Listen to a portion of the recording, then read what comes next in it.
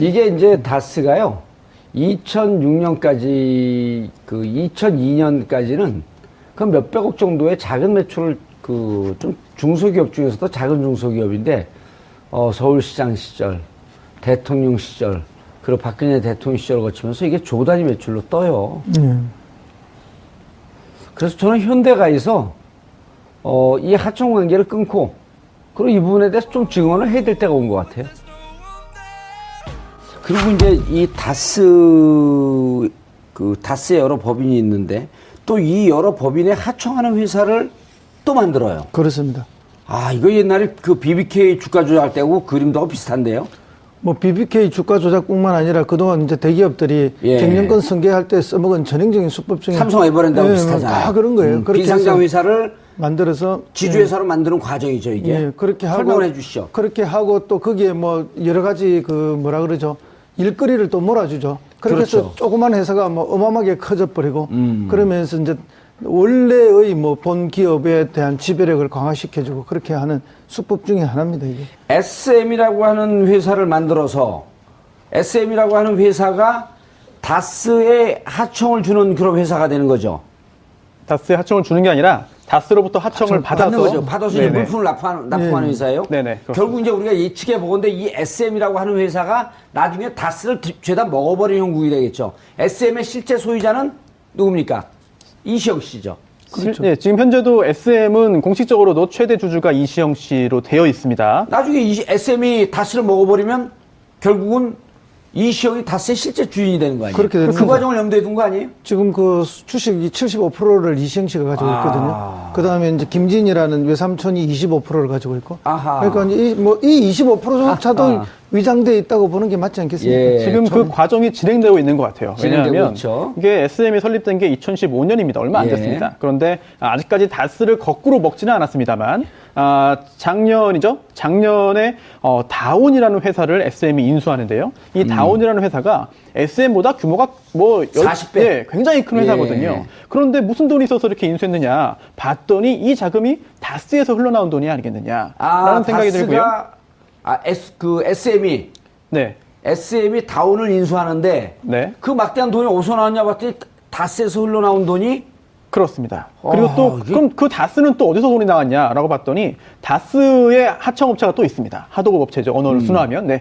하도급 업체와 거래를 하면 다스가 돈을 하도급 업체에 주고요. 하도급 업체로부터 이제 그 물건을 받는 게 정상적인데 오히려 돈이 나가는 게 정상입니다. 그런데 이 다스가 또 다른 SB 글로벌 로지스라는 그 회사와 정반대의 거래를 했어요. 오히려 1,500억 원 가까이를 받아냅니다.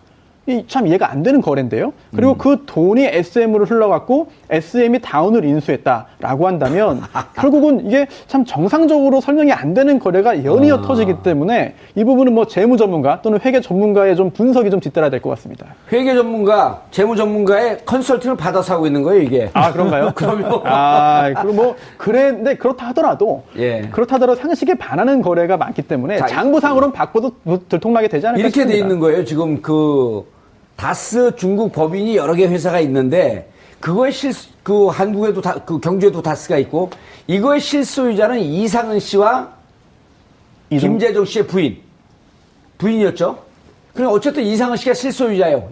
이명박 그 씨의 형. 표면적으로는. 예. 근데 이제 궁금하잖아요. 그러면 야, 이명박의 형이 다스의 실소유자인데 그게 어떻게 이시영한테 지분이 넘어가지? 이 과정을 넘기는 과정이 2015년서부터 프로젝트가 걸린 거예요.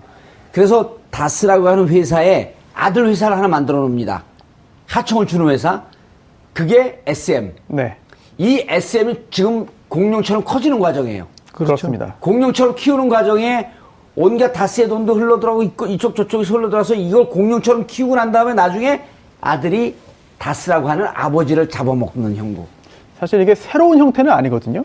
그동안 여러 차례 PBK에서도 한 거예요, 이게. 네, 여러 차례 유사한 거래가 있었는데 아직도 이런 걸 그 형식을 활용한다고 한다면은 좀 에버랜드도 이걸 했죠. 좀 네. 올드한 형식이거든요. 예전에는 이게 처음 나왔을 때는 야 신선하다라고 해서 관계 당국도 허둥지둥대면서 다 네. 속수무책이었는데 지금은 그렇지 않거든요. 이게 96년도에 에버랜드가 이걸 네, 시작한 전화사채 거 아니에요? 관련해서 전화사채 그렇게 했는데 갖고. 사실 이거는 굉장히 낡은 수법인데 과연 이게 결말이 어떻게 될지 저는 약간 좀 비관적으로 봅니다. 이 다스 입장에서 볼 때 이거는 성공하지 못할 가능성이 매우 높아 보입니다. 아니 그래서 뭐 다스의 임원 한 명이 이렇게 힘들게 할 필요가 뭐 있느냐. 예. 그냥 정직하게 세금 내고 하자. 이런 이야기를 했다가 혼쭐이 났다는 뒷이야기도 들려 나오는 거니까. 혼만 나고 이런 그러면 방식으로요. 다행이네요. 이게 비상장 회사에 주식을 키워서 결국 상장 회사를 본 회사를 먹고 그리고 그것이 상장되는 과정에서 자기 회사로 넘기면서 이재용의 승계 과정이 마무리된 거 아니에요? 자, 이건 그러니까 누군가 컨설팅을 하고 있는 거 비슷한 과정이 또 있어요. 신주 인수권부 사채라고 얘기를 들어봤어요? 네. 네. 사채를 발행하면서 일정 시점이 지나면은 그 회사에게 사채를 준 회사에게 신주 인수권 권한을 줍니다. 이래서 우선권이 가죠. 2천억 가까이 재산을 늘린 사람이 지금 국민의당 대표로 있는 안철수. 예. 이 그렇죠. 온갖 이상한 제가 그 대선 때 그 문제 제기했는데 그걸 사람들이 너무 이해를 못 하더라고. 사실 그 BBK도 처음에는 너무 어려웠습니다. 예. 와닿지 않고 여러 가지 복잡한 구조가 있었기 때문에 대선 국면에서의 폭발력이 상대적으로 적었는데 예. 지금은 이제 많은 분들이 그 복잡한 과정을 다 이해를 하고 계시거든요. 그리고 그때 그 복잡한 과정을 그나마 좀 네. 쉽게 설명한 청춘이 있었죠. 작년으로 하시죠. 청춘. 고생을 많이 한 청춘이 한 명 있었죠. 예. 그 고생을 많이 하다 보니까 작년이 된 거죠.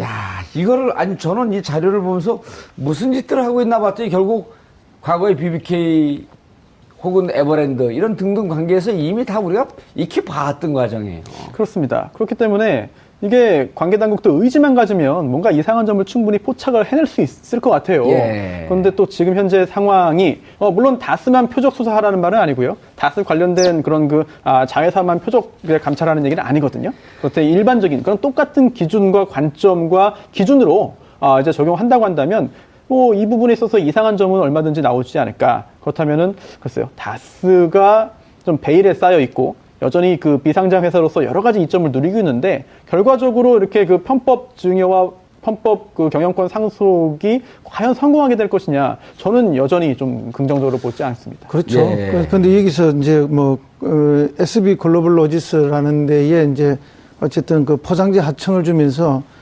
이게 1,400억이 훨씬 넘는 돈을 이렇게 다시 지급을 하는 이런 과정이 있지 않습니까? 포장재라는 게 이렇게 어마어마한 매출이 나올 수 있는 게냐 해서 그런 의심을 우리가 할 수 있지 않습니까? 예. 그러면은 원제품도 아니고 그 제품을 단순히 포장해주는 정도인데 이렇게 어마어마한 매출이 일어났다? 이건 믿기가 또 어려운 면이 있거든요. 그럼 예. 이거는 가짜가 아니겠느냐? 가짜 매출, 거짓 매출을 일으켜서 돈만 오고 가게 만든 그런 가능성도 있다. 그런 면에서 보면 국세청이 이게 제대로 한번 들여다봐야 한다고 봅니다. 이게 이제 다스가요. 2006년까지 2002년까지는 그 몇백억 정도의 작은 매출을 좀 중소기업 중에서도 작은 중소기업인데 서울시장 시절, 대통령 시절, 그리고 박근혜 대통령 시절을 거치면서 이게 조 단위 매출로 떠요. 그래서 저는 현대가에서 이 하청 관계를 끊고 그리고 이 부분에 대해서 좀 증언을 해야 될 때가 온 것 같아요. 그렇죠. 이제, 예를 들면은, 제가 이 말씀까지 드리기는 좀 어려운데, 박근혜 대통령의 동생 박지만 군, 이제 군이 아니죠. 박지만 씨가 계시지 않습니까? 예. 박지만 씨의 회사도 보면은, 옛날에 포스코. 박태준 회장이 설립을 해준 거 아닙니까? 예. 사실. 그렇게 해서 지금은 연매출 1,000억이 넘는 큰 회사로 성장을 했는데, 그 회사는 또 어떤 기술력이 있고 어떤 경쟁력이 있어서 포스코의 협력업체가 돼서 그렇게 크게 성장했는가? 이렇게 봤을 때, 물론 지금 기술력도 있다고 특수한 부분을 지금 한다고 하지만 어떤 그런 특혜 구조가 있었듯이 역시 이 회사 자체도 현대자동차와 거래하면서 이렇게 매출이 급신장하고 이제는 중소기업을 넘어서 완전 중견기업을 넘어서 이제 거의 대기업 반열에 들어가려고 하는 반열에 들어가는 거죠. 들어간 이런 정도로 급신장하게 된 데는 과연 이것이 이제 권력의 힘이 없이 가능했겠느냐 하는 그런 의혹은 충분히 제기할 수 있다고 봅니다. 예, 또 박용순 의원이 손소 변호사님. 네. 박용순 의원이 무슨 상속세 물납 문제 제기했어요. 네. 국감에서. 그렇습니다. 국세청 국정감사가 있었죠. 예. 네, 그 자리에서 문제 제기를 했는데요. 이제 다스가 이제 다스 관련된 그 주식이 이제 상속이 됩니다. 상속이 되는데 누구에게서 누구로 상속이 되는 거예요? 지금 이게 형식적으로는요, 이제 그 주주가 이제 그 김재정 씨죠. 김재정 예, 씨가 처남. 이명박 전 대통령의 처남인데요. 예. 이 김재정 씨가 사망을 했습니다. 예. 그러자 이 김재정 씨의 아내, 이제 배우자인 권영미 씨가 다스의 그 주식을 물려받으면서요. 상속세가 400억 원 이상, 416억 원이 이제 나오는데요. 이걸 납부를 했습니다. 그런데 상속세 및 증여세 법이 있어요. 예. 이 법에는 상속세 같은 경우에 갑자기 현금으로만 다 납부해야 된다면은 사실 납부하지 못하게 되는 경우가 굉장히 많기 때문에 물납이라는 게 있습니다. 물납. 네, 이제 현물로 현물로 납부하는 대납하는 거죠. 그렇습니다. 이게 가능은 해요. 가능은 한데 이 박영선 의원이 문제를 제기한 거는 이 물납 관련해 가지고는 이 법에 굉장히 자세한 규정이 있습니다. 좀 어렵습니다. 복잡하고. 그런데 요지만 말씀을 드리면은 이게 순서가 다 정해져 있다. 순서가 정해져 있는데 그 순서를 정확하게 그 계산했다면은 이제 그 주식으로 납부하기 전에 부동산으로 소유하고 있는 부동산으로 납부하는 게 순서였다. 그런데 이게 묘하게 그 부동산으로 현물 납부하는 거를 이제 물납하는 거를 회피하기 위해서 부동산으로 납부하는 그 요건을 빠져나갔고, 뭐 이제 그 여러 가지 근저당권을 설정한다든지 기타 그 꼼수를 썼다. 그 결과 비상장 주식으로 상속세를 납부했다는 것인데 이 부분에 있어서는 국세청이 당시에 뭔가 특혜를 이제 준 것이다라고 하면서 국세청에 대한 그런 그 여러 가지 문제를 제기했죠. 예. 그러니까 다스 상속세를 물납받은 것이 불법이라고 한다면 이게 도대체 몇 년도에 있었던 일인지 MB가 대통령으로 있을 때 권한 행사를 할 수 있었을 때 벌어진 일 아니겠어요? 그래서 이게 김재정 씨가 사망한 게 정확히 몇 년? 김재정 씨의 사망이 MB 대통령 예. 시절에 사망을 한 건데. 재임 기간 중에요? 예. 왜냐하면 그게 2007년도에 문제가 될 땐 김재정 씨가 생존을 하고 있었거든요. 그렇습니다. 예. 그래서 적어도 MB 대통령 시절이거나 아니면 박근혜 대통령 시절에 했는데 제 기억으로는 MB 대통령 시절에 이게 그 사망한 거로 나온단 말이에요. 그러니까 뭐 국가 권력의 최정점에 있는 분이 선택한 일이니까 예. 국세청이 그때는 어쨌든 특혜를 줬다고 밖에 볼 수 그러니까 없는 그리고 거죠. 또 그 이명박 전 대통령 같은 경우는 5년 임기 이후에 또 대선 댓글이나 이런 걸 통해서 박근혜 대통령 당선에 깊게 개입한 것으로 점점 정황이 나오고 있잖아요. 그럼 결국 9년 동안 5년 동안 대통령, 나머지 4년 동안은 박근혜 대통령 당선에 직접적이고 결정적인 공헌을 한 사람. 이래서 그 대통령보다 더 많은 경호 인력을 써도 아무도 문제 제기 못했던 거 아닙니까? 지난 4년 동안? 그렇습니다. 그리고 실질적으로 이때 국세청에 누군가, 이거는 내부 고발이 아니라 이건 국세청 감사를 통해서 검찰 조사를 통해서 밝혀내야 되는 거 아니에요? 그렇습니다. 지금 뭐 이 사건뿐만 아니라 뭐 국정 전반에 걸쳐서 이명박 전 대통령, 박근혜 전 대통령 시절에 있었던 뭔가 불법적이거나 탈법적인 일들이 뭐 한두 가지가 아니지 않습니까? 예. 이런 것은 뭐 전면적으로 그리고 전반적으로 다 드러내서 있는 그대로 국민들에게 알릴 필요가 있다. 특히 이명박 전 대통령의 이런 세금의 탈루의 문제 또는 특혜의 문제, 그다음에 다스와 BBK를 둘러싸고 있는 그동안에 있었던 의혹의 문제, 이런 거는 명명백백하게 밝혀져야 할 시점이 이제는 왔다고 봅니다. 예. 이명박 대통령이 뭐 박근혜 전 대통령 권력 창출에 얼마나 많이 기여를 했으면은 사실은 뭐 4대강 감사라든지 여러 가지 감사에서 다 손방망이 감사를 손방망이 끝났잖아요. 결론밖에 예. 나오지 않았지 않습니까? 그것을 우리 국민들이 다 알고 계신 거죠.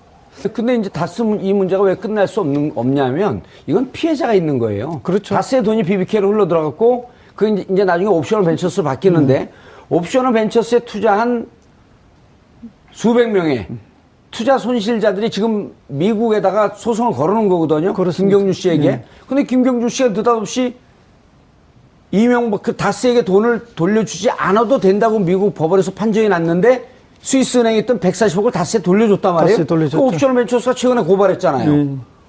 그러니까 이거 돌려주는 과정에 외교부가 영향을 미쳤냐? 청와대가 영향을 미쳤냐? 조사해줘라. 근데 뭐 지금까지 나온 자료에 의하면은 뭐 당연히 청와대에 담당 행정관이 있었다는 거 아닙니까? 예. 그러니까 다스와 BBK를 관리하는, 그리고 이 140억을 돌려받기 위해서 외교부까지 검찰까지 동원했고, 예. 그리고 LA 총영사를 동원했죠. 그 총영사도 어쨌든 어쨌든 이명박 대통령을 위해서 법률적으로 대리하던 대리인을 그렇죠. 총영사로 임명했던 거 아닙니까?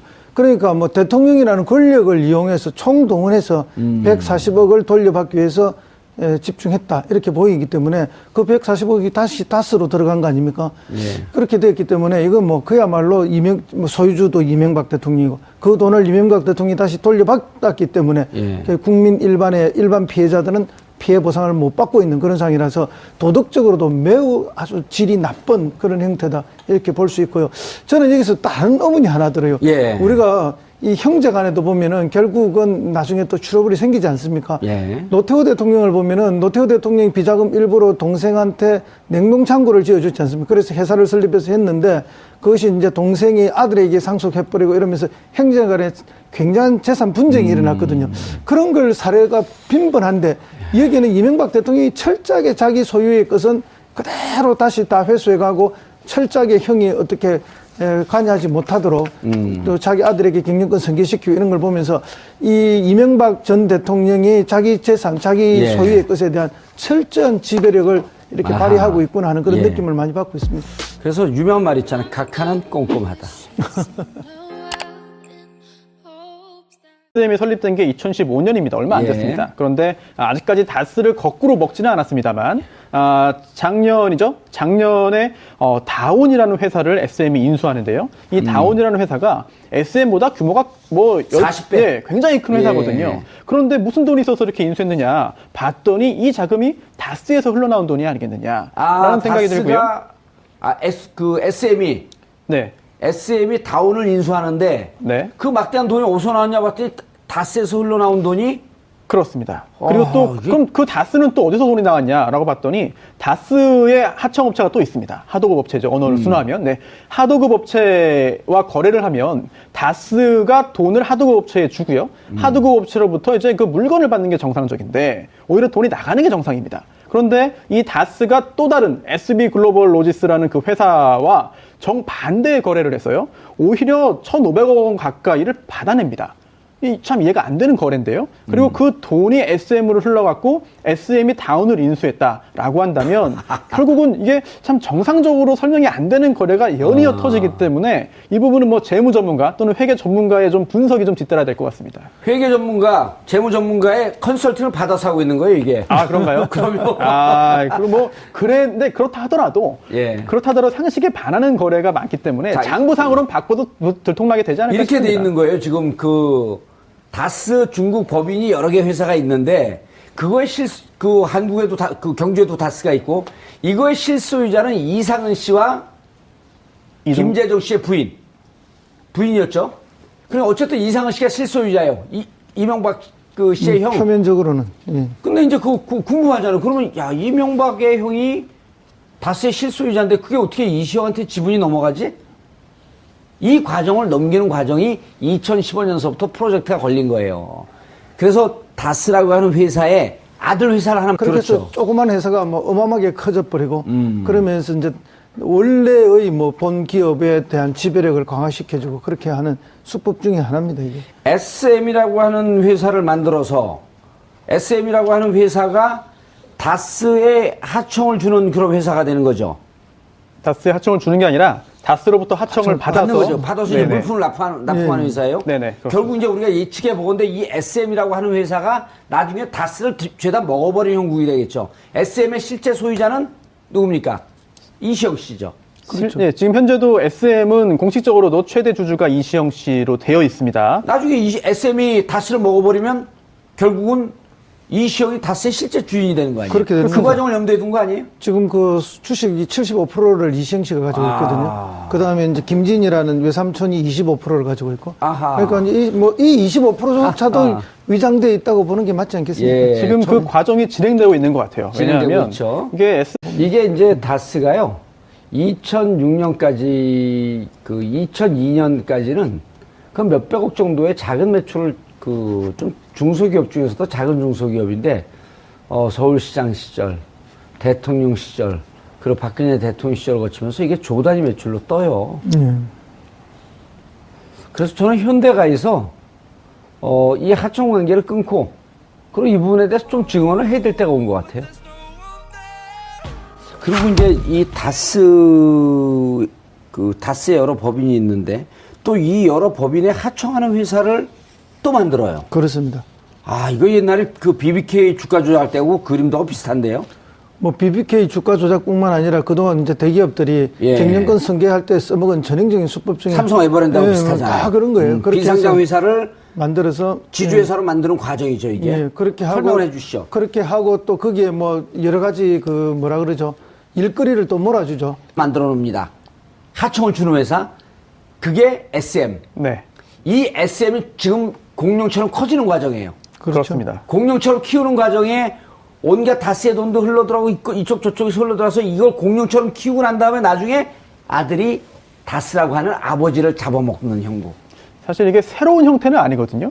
그동안 여러 차례 BBK에서도 한 거예요, 이게. 네, 여러 차례 유사한 거래가 있었는데 아직도 이런 걸 그 형식을 활용한다고 한다면은 좀 에버랜드도 이걸 했죠. 좀 네. 올드한 형식이거든요. 예전에는 이게 처음 나왔을 때는 야 신선하다라고 해서 관계 당국도 허둥지둥대면서 네. 다 속수무책이었는데 지금은 그렇지 않거든요. 이게 96년도에 에버랜드가 이걸 네, 전화 시작한 사채 거 아니에요? 관련해서 전화 사채 그렇게 했는데 해갖고. 사실 이거는 굉장히 낡은 수법인데 과연 이게 결말이 어떻게 될지 저는 약간 좀 비관적으로 봅니다. 이 다스 입장에서 볼 때 이거는 성공하지 못할 가능성이 매우 높아 보입니다.